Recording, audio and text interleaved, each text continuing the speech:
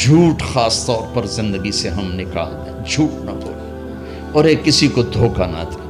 میرے نبی نے فرمایا میرا امتی ہر گناہ کر سکتا، دو نہیں کر سکتا، ایک جھوٹ کبھی نہیں بولے گا، ایک دھوکہ کبھی نہیں دے گا۔ تم جھوٹ نہ بولیں، دھوکہ نہ دیں، ظلم نہ کریں، زیادتی نہ کریں۔ ظلم و زیادتی سے اللہ کا غضب حرکت میں آ جاتا ہے۔ میرے نبی نے فرمایا من آذا ذمیا فقد آذانی، جس نے کسی غیر مسلم کو بھی دکھ پہنچایا تو اس نے مجھے دکھ پہنچایا۔ جس نے کسی غیر مسلم کو دکھ پہنچایا اس نے مجھے دکھ پہنچایا۔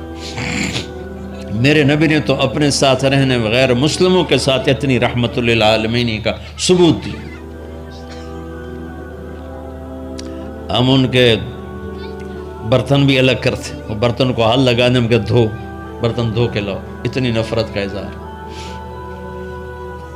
بھائیو محبت سے رہیں، اپنے کاروبار میں ہو سچ بولو، صحیح تولو، وعدہ خلافی نہ کرو، وعدے سے پھرو مت، کسی کو دھوکہ نہ دو، کسی کے فراڈ نہ کرو۔ بازار کا دین سچائی ہے، صحیح تولنا ہے اور دھوکہ نہ دینا ہے۔ گھر کا دین ماں باپ زندہ ہیں، ان کے پیر دھو لو، ان کی دعائیں لے لو۔ گھر والے ہو اپنی بیوی سے حسن سلوک کرو، گالی دینا، تانے دینا، طنز بولیاں، اپنے گھروں کو آگ نہ لگاؤ۔ ہمارا جوائنٹ فیملی سسٹم ہے، ماں باپ کو اپنا مقام دو، بیوی کو اپنا مقام دو۔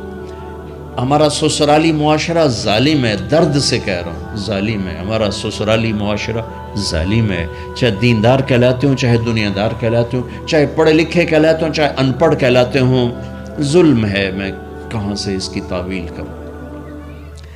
اگر ماں باپ کی طرف سے زیادتی ہے اپنی بیوی کو بچاؤ، اور کہیں بیویاں ایسی زوردار ہیں کہ وہ گھر کو آگ لگانے پر آئی ہوتی ہیں، اگر بیوی زیادتی کرے تو ماں باپ کو بچاؤ۔ یہ تمہارا کام بیچ میں ایک پل بننا ہے، دونوں رشتوں کو جوڑنا ہے۔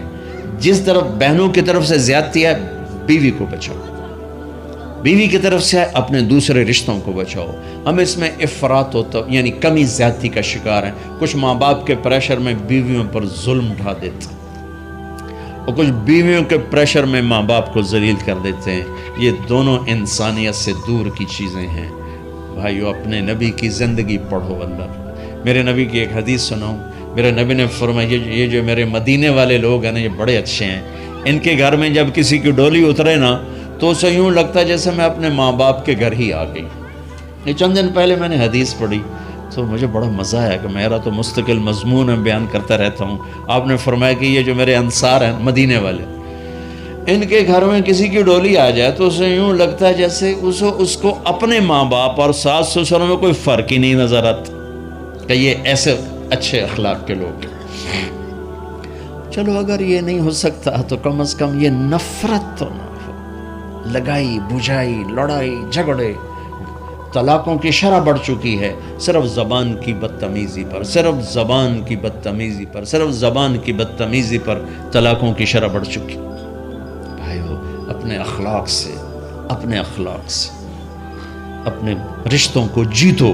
ماں باپ کا دل جیتنا ہے، بہن بھائیوں کا دل جیتنا ہے، اپنی بیوی کا دل جیتنا ہے اچھے اخلاق کے ساتھ۔ بیوی کے ذمہ خاوند کا دل جیتے اچھے اخلاق کے ساتھ، ساس سسر کا دل جیتے اچھے اخلاق کے ساتھ، اپنے بہن بھائیوں کا دل جیتے اچھے اخلاق کے ساتھ۔ میرے رب کی قسم تم چپ رہنا سیکھ لو، عزت تمہارے قدموں میں آ کے گرے گی۔ جواب نہ دو، چپ ہو جاؤ، اللہ عزت تمہارے قدموں پہ لا کے کھڑا کر دو، تمہارے قدموں میں آ کے اللہ عزت کو گرائے گا۔ اولاد کو عزت دو، اولاد کو عزت دو، اولاد کو عزت دو، ان کو ٹائم دو، پھر یہ ساری زندگی تمہارے غلام بنیں گے۔ 3 سال کے بچے کو اسکول میں دھکا دے دیا، آیا تو ٹیوشن والے کے پاس بھیج دیا، اور خود اپنے مزے کیے، تو یہ اولاد کبھی تمہاری نہیں ہوگی۔ انہیں ٹائم دو، اور اولاد کی خواہشات کا خیال کرو۔ ان پر ایسے ماں باپ ہونے کی ایسی دھونس مت جماؤ۔ آج کل اولاد نافرمان ہے، آدھا قصور ماں باپ کا ہے، آدھا اولاد کا ہے، کہ یہ وہ شفقت اور وہ محبت اور وہ ٹائم نہیں دیتے، اس سے آگے بات خراب ہو جاتی۔ اور ایک بڑا حساس موضوع ہے، رشتے ناتوں میں اولاد کی رعایت کرو۔ اپنی اولاد کی پسند ناپسند کا خیال کرو، ان پر مسلط مت کرو۔ اولاد سے کہتا ہوں کورٹ کی شادیاں نہ کرو، عشق معشوقی کی شادیاں نہ کرو، یہ 99.9% ناکام ہو جاتی ہیں۔ زندگی اور چیز ہے، عشق معشوقی اور چیز۔ اپنے ماں باپ کی دعائیں برکتیں لے کر شادی کرو۔ لیکن ماں باپ سے کہتا ہوں اگر کہیں بچی کہہ دے میں نے نہیں کرنی یہاں، تو اللہ کے واسطے اس کی رعایت کرو، اس کو گائے بھینس نہ بناؤ کہ جس قلے نال مرضی جا کے بن چھڈو۔ انسان ہے، جانور نہیں ہے، انسان ہے۔ زندگی جس نے گزارنی اس کی رعایت کرو، اس کی رعایت کرو۔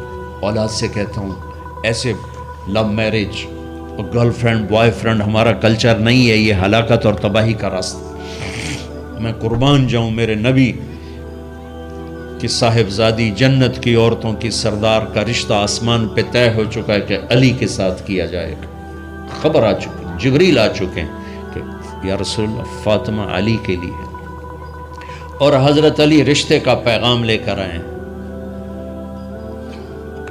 اور آپ فرما رہے ہیں انشاءاللہ۔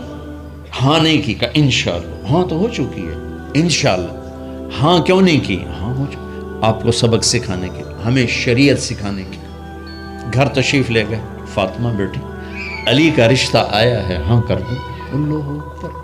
جب جبریل آ کے بتا چکے ہیں کہ یہ رشتہ ہو چکا ہے آسمانوں پر، اللہ نے کہہ دیا ہے کہ فاطمہ علی کے ہاتھ میں دی جائے گی، پھر یہ کیوں پوچھ رہے ہیں بیٹی علی کا رشتہ آیا ہے، ہاں کر دوں؟ ہمیں سکھانے کی کہ کتنی بچیاں سسک کے زندگی گزار دیتی ہیں، ماں پیو زبردستی کر دیتے ہیں۔ کتنے بچے سسک کے زندگی گزار دیتے ہیں کہ ماں باپ زبردستی کر دیتے ہیں۔ بھائیو اللہ کے واسطے شریعت پڑھو، دین پڑھو، نبی کی زندگی پڑھو۔ حضرت فاطمہ رضی اللہ تعالیٰ عنہ کا انکار کرنا تھا، کیا خیر؟ آج کل کی شریف بچی بیچاری چپ کر کے کہتی ٹھیک ہے جی جی میں ماں پیو دی مرضی۔ تو فاطمہ جیسی ہستی کوئی تصور کر سکتا ہے؟ کہیں گی نہیں، وہاں سے اقرار ہی تھا، لیکن ہمیں پیغام دینا تھا، سکھانا تھا کہ یا رسول اللہ جیسے آپ کو بس علی جاؤ لوگوں کو بلاؤ، پھر لوگوں کو بلاؤ، پھر آپ نے نکاح پڑھایا، پھر رخصتی ہوئی، بلا کر آپ نے فاطمہ کا ہاتھ پکڑا اور یوں علی کے ہاتھ میں دے کر کہا علی تمہیں نبی کی بیٹی مبارک۔ سبحان۔ آپ نے فرمایا فاطمہ مجھے جو سب سے زیادہ محبوب تھا میں نے تیرا ہاتھ اس کے ہاتھ میں دے دیا۔ بھائیو اللہ کے واسطے اپنی قومی زندگی سے نکلو، رواجی زندگی سے نکلو، پنجاب کی زندگی، پٹھانوں کی زندگی، بلوچوں کی زندگی، سندھیوں کی زندگی، یہ بت ہیں، ان کو توڑ کے نبوت والی زندگی، نبوت والی زندگی، نبوت والی زندگی وہ اختیار کریں گے۔ ہماری عورتیں بھی سکھی، ہمارے مرد بھی سکھی، ہماری اولاد بھی سکھی۔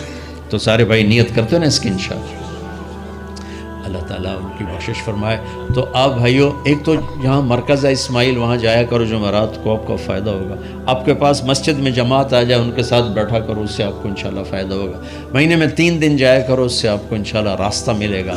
اور دعا سے پہلے اگر کسی سے لڑے ہوئے ہو، مستورات میں کوئی کسی سے لڑی ہوئی ہے یا آپ کسی سے لڑے ہوئے ہو، تو کہ میں ہاتھ جوڑتا ہوں، مر جانے والی جگہ پہ کیا لڑائیاں، معاف کر دو، معاف کر دو، معاف کر دو، اللہ پہ چھوڑ دو۔